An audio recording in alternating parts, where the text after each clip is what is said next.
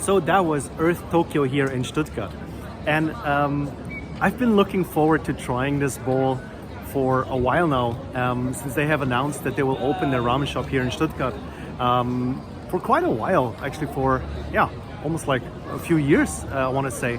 And finally in 2023, as far as I saw, they finally opened up, and I heard good things about them before I went this time, and I have to say, straight up, this is probably the closest you'll get to ramen in Japan, in Germany. They have a Japanese run shop, so like most of the staff is Japanese as far as I understand. The owners are also Japanese, so they actually know what they're doing. And yet when I got my bowl, I was a little bit surprised with what I saw, and there's an explanation for that. So just to give an overview of what I got, we got the miso ramen, we got the shoyu ramen, and the miso ramen, maybe starting with that one, is a non-fried miso, so it tastes a little bit like taking a semi tori paitan and mix it with shiro miso, so with a white miso. It doesn't have it doesn't have kick to it. It doesn't have a lot of richness to it, but you definitely you taste the miso flavor.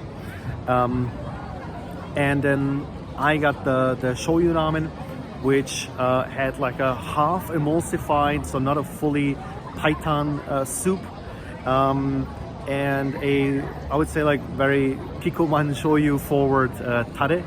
Not a lot of aroma oil, if any, so I could not see or taste if it was just the fat that is naturally in the soup and just not emulsified, or if they add a little bit, so it's not clear globs of aroma oil. And personally, maybe looking at the soup first, I thought it could have had a little bit more complexity, a little bit more punch, maybe a little bit more MSG. I was also a little bit confused by this, like half paitan, so not completely a chintan, but also not completely emulsified. I thought that was a little bit of an interesting choice here. And it's also very veggie forward. So I also actually asked what they put into the soup, and they said they do a tonkotsu dashi.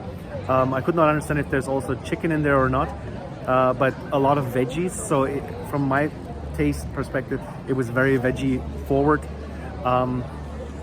which I think some people really like. I'm not the biggest fan, but overall I would say quality-wise the soup was good.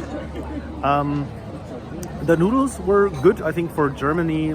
I think probably the best noodles I had so far in Germany, although I haven't been to Berlin yet, so I heard there's some people with really good noodles there. What else is there to be said? I thought the choice of adding sprouts on top is a little bit strange, but it seems like they were fresh sprouts, so they did not have like this canned taste to them. What I have to say, the chashu was really good. So if you make it to Earth Tokyo, get some extra chashu, it's really worth it. That was really good, really smoky flavor, very barbecuey. So they have really figured out how to make good chashu there. The ajitama was very well executed, so no complaints here. I asked them at the end why there were some things that didn't really make sense to me, and they explained that in the beginning they actually went with a very original, very Japan style ramen approach, and then they got some feedback from their customers, and then they adjusted it more and more to the taste of Germans, I guess, who there's a lot of vegetarians here, there's a lot of health conscious people here, so I guess they reduced the saltiness of the soup, they reduced the fattiness of the soup, which of course both carry flavor. I think they removed or don't add any MSG at all, which again makes it feel a little bit lacking for me. But they're a business and they need to make money, and the place was well visited. They had all chairs were full. So I think they're doing something right here. And what do I know? I'm not selling ramen to Germans. Overall, I would have to say it's probably the best ramen shop at the moment here in Stuttgart. And I really would love to go behind the scenes. So the shop is run by Japanese people. You have the open kitchen concept. I looked inside a little bit and it looked really legit. So I'm curious to hear a little bit more what their approach is, how they have opened their shop, how they adapted to German taste, and get a little bit of more insights on that level. And maybe that's all I have to say for this year as a whole. As you can see, there's still some not Christmas market anymore because it's after Christmas, but some winter activity going on.